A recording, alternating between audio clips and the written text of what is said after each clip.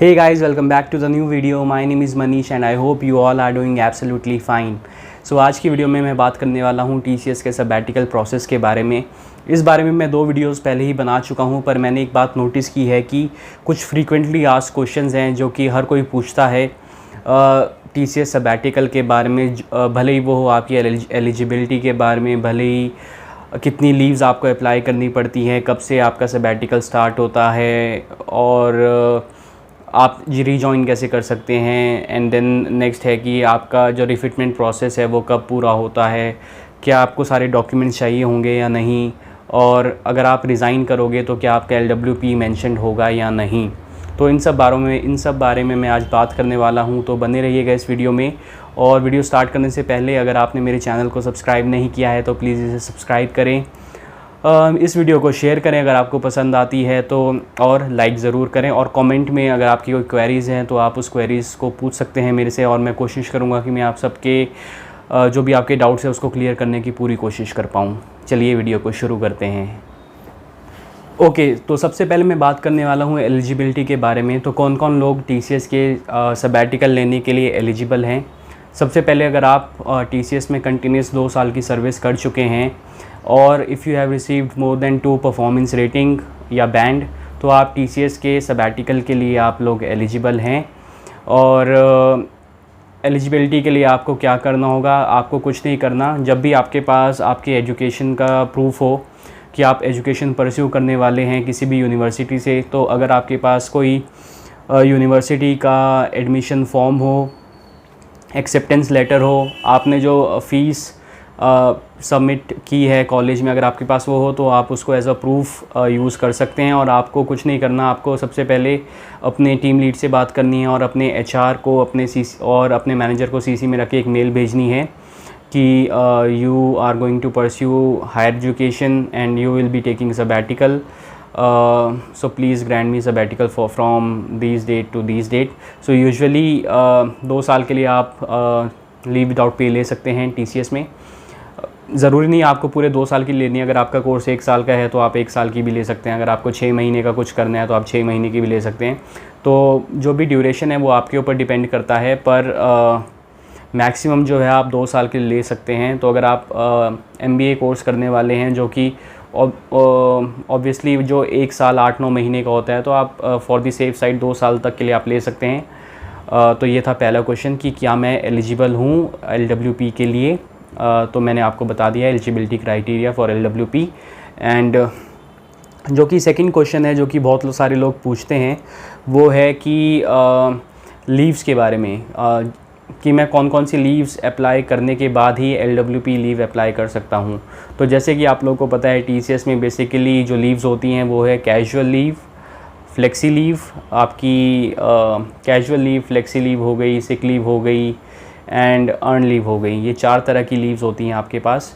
तो देखो, जो आपकी कैजुअल लीव है और जो फ्लेक्सी लीव है और जो अर्न लीव है, आपको ये सारी पहले ही आपको एग्जॉस्ट करनी पड़ेगी अपने LW पीरियड स्टार्ट होने से पहले। तो सपोज़ अगर आपका कॉलेज स्टार्ट हो रहा है 1 अगस्त से और आपके पास 30 लीव्स हैं टोटल इन तीनों को मिला के, तो आपको पहले वो करनी पड़ेगी। तो 1 अगस्त से 30 अगस्त तक आपकी ये सारी लीव्स एग्जॉस्ट होंगी। उसके बाद से आपका LWP पीरियड स्टार्ट होगा। तो आपका इफ़ेक्टिव जो LWP पीरियड स्टार्ट है वो है 1 सितंबर से होगा, ठीक है। एंड लोग कहते हैं कि क्या मैं सिक लीव भी अप्लाई कर सकता हूँ। तो देखो, सिक लीव अप्लाई नहीं कर सकते, क्योंकि सिक लीव जो है वो जब भी आप रीजॉइन करेंगे तो वो आपकी बैलेंस जो है वो मेंटेन रहेगा और वो वहाँ से यूज़ होना स्टार्ट हो जाएंगी। तो अगर आपने LWP के टाइम पे अगर आपकी 15 सिक लीव हैं, तो 2 साल बाद या 1 साल बाद जब भी आप TCS ज्वाइन करते हैं तो आपका जो सिक लीव का बैलेंस होगा वो 15-16 ही होगा, जो भी आपका पहले था। आपका अर्न लीव का बैलेंस 0 होगा, आपको दोबारा से स्टार्ट करनी पड़ेगी, और कैजुअल लीव भी 0 होगी आपकी। तो ये थे लीव्स के बारे में।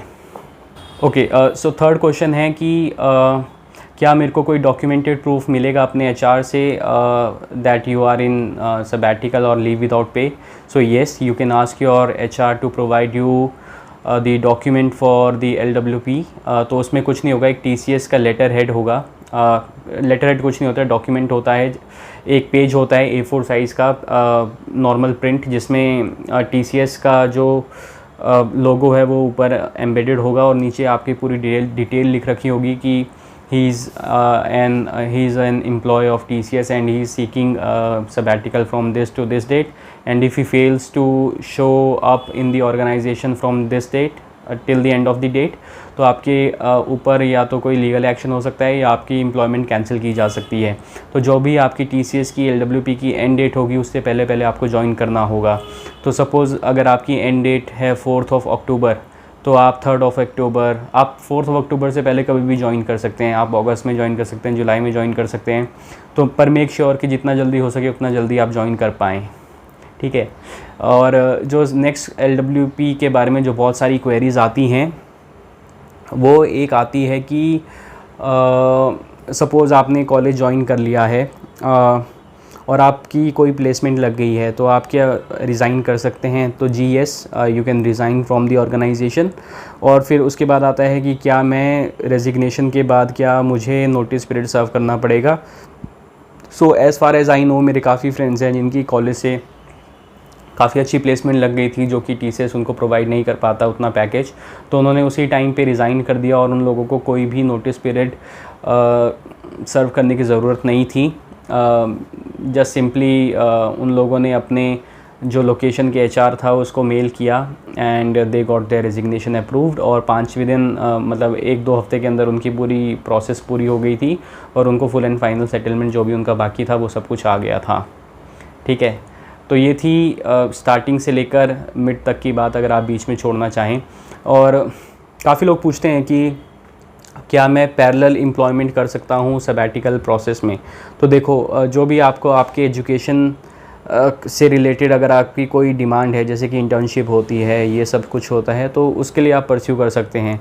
पर आप सबैटिकल में कोई फुल टाइम एम्प्लॉयमेंट नहीं कर सकते हैं। अगर TCS को इसके बारे में पता लगा तो आपके खिलाफ़ कोई लीगल एक्शन हो सकता है, या तो आपकी एम्प्लॉयमेंट जो है वो कैंसिल की जा सकती है। तो मेक श्योर कि आप कोई भी फुल टाइम एम्प्लॉयमेंट ना लें जब भी आप सबैटिकल में हैं, तो ठीक है। देन मेरी एजुकेशन पूरी हो गई, मेरे को TCS रिजॉइन करना है, तो उसके लिए क्या प्रोसेस है? तो देखो, प्रोसेस सिंपल है। आपको अपने जो भी लोकेशन का HR है उसको आपको मेल करना है, saying that you have completed your education and you are willing to rejoin TCS back. तो यही सब चीज़ें हैं जो आपको करनी है, और इसके बारे में मैंने पूरी एक डिटेल वीडियो बना रखी है, तो आप प्लीज़ मेरी प्लेलिस्ट में जाके एक डिटेल्ड सबैटिकल एंड प्रोसेस की एक वीडियो होगी, आप उसको देख सकते हैं। और उसके बाद जो नेक्स्ट क्वेश्चन लोगों का आता है कि रिफिटमेंट में आपकी हेल्प कौन करेगा? तो देखो, रिफिटमेंट के में आपका जो प्रोजेक्ट जो लोकेशन HR है वही आपकी हेल्प करता है। प्रोजेक्ट HR, लोकेशन HR दोनों ही आपकी हेल्प कर सकते हैं। इसके अलावा आपकी हेल्प कोई नहीं कर सकता है, क्योंकि ये एक HR ड्रिवन प्रोसेस है और HR को ही ये पूरी टेक केयर करनी पड़ती है। एंड जो नेक्स्ट क्वेरी लोग पूछते हैं वो है कि क्या रिफिटमेंट प्रोसेस को ट्रैक करने का कोई चीज़ है? तो नहीं, रिफिटमेंट प्रोसेस आप ट्रैक नहीं कर सकते। ये सब कुछ एक ऑफलाइन प्रोसेस है जो कि मेल चेन्स में ही चलती है। इसकी कोई ऑटोमेटिक कोई वर्कफ्लो नहीं है, ठीक है। और कोई मुझसे पूछते हैं कि नेक्स्ट क्वेश्चन होता है कि we do not have any documents, कोई डॉक्यूमेंट हमारे पास नहीं है, जैसे कि अभी तक मुझे डिग्री नहीं मिली है, मेरे कंसोलिडेटेड मार्कशीट नहीं है, तो क्या मैं अपना LWP ख़त्म करके TCS रिजॉइन कर सकता हूँ? तो येस, यू कैन रिजॉइन। तो उसके लिए आपको कुछ ना कुछ डॉक्यूमेंटेशन प्रूफ तो आपको देना ही पड़ेगा। भले ही आपके पास 4th सेमेस्टर की मार्कशीट ना हो, बट आपके पास 1st, 2nd, 3rd की मार्कशीट तो होगी। अगर आपके पास वो भी नहीं है तो कॉलेज कोर्स कंप्लीशन से बाद में आपको प्रोविजनल सर्टिफिकेट तो देता है, आप वो सब भी शो करके आप HR को अपना LWP एंड कर सकते हैं। पर HR की कंडीशन रहेगी कि आपका रिफिटमेंट स्टार्ट करने से पहले आपको सारे प्रोसेस जो भी सारे आपके डॉक्यूमेंट्स है वो आपको शो करने पड़ेंगे HR को, तभी आपका रिफिटमेंट प्रोसेस जो है वो स्टार्ट होगा। देन नेक्स्ट चीज़ आती है कि मेरा जो रिफिटमेंट है वो किन किन चीज़ों पे करता है मैटर। क्या वो रोल असाइंड है, रोल असाइंड पे करता है, जो भी मुझे अपने सबैटिकल के बाद में मुझे रोल असाइंड हुआ है। जैसे किसी को डेवलपर रोल ही असाइंड होता है, किसी को कंसल्टेंट हो जाता है, किसी को बिज़नेस एसोसिएट हो जाता है, किसी को एनालिस्ट हो जाता है। तो क्या ये सब कुछ मैटर करता है? तो जी नहीं, ये कुछ भी मैटर नहीं करता। एक ही चीज़ मैटर करती है, वो है आपके कॉलेज, आपने कौन से कॉलेज से अपनी एजुकेशन पूरी की है। तो TCS जो है वो कॉलेज को 3 टीयर में डिवाइड करता है, Tier 1, Tier 2 and Tier 3। Tier 1 को सबसे ज़्यादा हाइक मिलती है, जो कि होती है 100 100% टू 120%। टीयर 2 को उससे कम मिलती है जो कि होती है 80 to 90%, और टीयर 3 को सबसे कम मिलती है जो कि होती है 40 to 50%। तो आप अपना CTC से अपना कैलकुलेट कर सकते हैं कि आपकी जो सैलरी होगी वो क्या हो सकती है, ठीक है। एंड जो नेक्स्ट क्वेश्चन लोग पूछ रहे हैं वो है कि सबैटिकल में जो रिफिटमेंट प्रोसेस है वो पूरा होने में कितना टाइम लगता है। तो देखो यूजुअली 1-2 महीने में पूरी हो जाती है, but as you know HR जो है वो बहुत ही स्लो अपना काम करते हैं, तो आप मान के चले कि 1 क्वार्टर तक का टाइम लग सकता है। पर ये सोली डिपेंड करता है कि आप कितना फॉलोअप कर रहे हैं अपने HR से। अगर आप फॉलोअप नहीं कर रहे हैं तो हो सकता है और भी ज़्यादा लेट हो जाए, बट अगर आप फॉलोअप कर रहे हैं तो हो सकता है कि ये सही टाइम पे आपका प्रोसेस पूरी कंप्लीट हो जाए। तो 2 से 3 महीने का टाइम आप मान के चल सकते हैं। और उसके बाद एक नेक्स्ट चीज़ आती है कि जो भी मेरी इंक्रीज़ सैलरी है वो कब से इफ़ेक्टिव होगी। तो जब से आप लोगों ने TCS में प्रोजेक्ट एलोकेट हुआ है आपको आफ्टर कंप्लीटिंग और एजुकेशन, तो तब से आपकी सैलरी वो इफ़ेक्टिव होगी। तो सपोज़ अगर आपने TCS ज्वाइन बैक किया 10 जून को और आपको प्रोजेक्ट एलोकेट हुआ 29 जून को, तो अप्रॉक्स आपको 1 जुलाई से आपको आपकी जो इंक्रीज सैलरी है वो मिलना स्टार्ट हो जाएगी एरियर में। और उससे पहले आपको क्या मिलेगी, उससे पहले आपको वही सैलरी मिलेगी जो कि आपने TCS का रिफिटमेंट TCS से LWP लेने से पहले जो आपकी सैलरी थी। तो सपोज़ आपका इस पैकेज रिफिटमेंट लेने से पहले 4.2 था, तो आपका वही कंटिन्यू होगा। उसके बाद आपका जो भी इंक्रीज होगा तो आपको वो एरियर के फॉर्म में मिल जाएगा। और उसके बाद नेक्स्ट क्वेश्चन है कि सोचो अगर आपने TCS LWP लिया आपने 3 साल में और 2 साल बाद आपने ज्वाइन किया 5 साल, तो क्या आप ग्रेट्युटी के लिए एलिजिबल रहेंगे? हाँ जी, आप ग्रेट्युटी के लिए एलिजिबल रहेंगे, और आपको जब भी आप TCS छोड़ेंगे तो आपको अपनी ग्रेट्युटी अमाउंट ज़रूर मिलेगी। मुझे भी मिली थी तो आपको भी मिलेगी, ठीक है। और नेक्स्ट क्वेश्चन है कि क्या आपकी सर्विस सर्टिफिकेट जो होता है, जो आपका एक्सपीरियंस लेटर होता है TCS में, उसमें स्पेसिफिकली मेंशन होता है कि आपने LWP ली है इस ड्यूरेशन में। तो येस, स्पेसिफिकली नंबर ऑफ़ आपके LWP डेज़ मेंशन होती हैं। मेरे केस में 603 दिन थे, तो आपके केसेस में भी जितने भी दिन में आपने LWP लिया है वो आपका मेंशन होगा।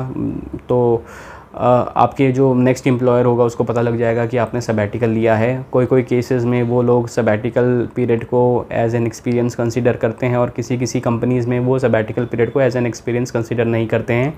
तो ये सोनली डिपेंड करता है आपकी कंपनी के ऊपर। मेरे केस में मेरा वो एक्सपीरियंस कंसीडर नहीं हुआ था, तो मेरा टोटल एक्सपीरियंस सिर्फ 4 साल कंसीडर किया था, जबकि टोटल में मेरा 6 साल का था इंक्लूडिंग सबैटिकल। तो दैट इज़ द आंसर कि सबैटिकल पीरियड मेंशन होता है आपके सर्विस लेटर में, और उसको एक्सेप्ट करना ना करना आपकी कंपनी के ऊपर होता है।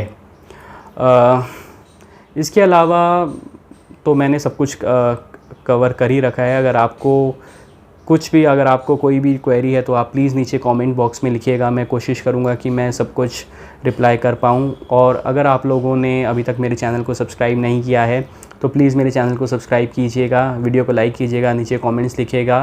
तब तक के लिए मैं मिलता हूँ आपको न्यू वीडियो में। इस वीडियो को एंड करते हैं। तो till then bye bye, take care and have a nice day.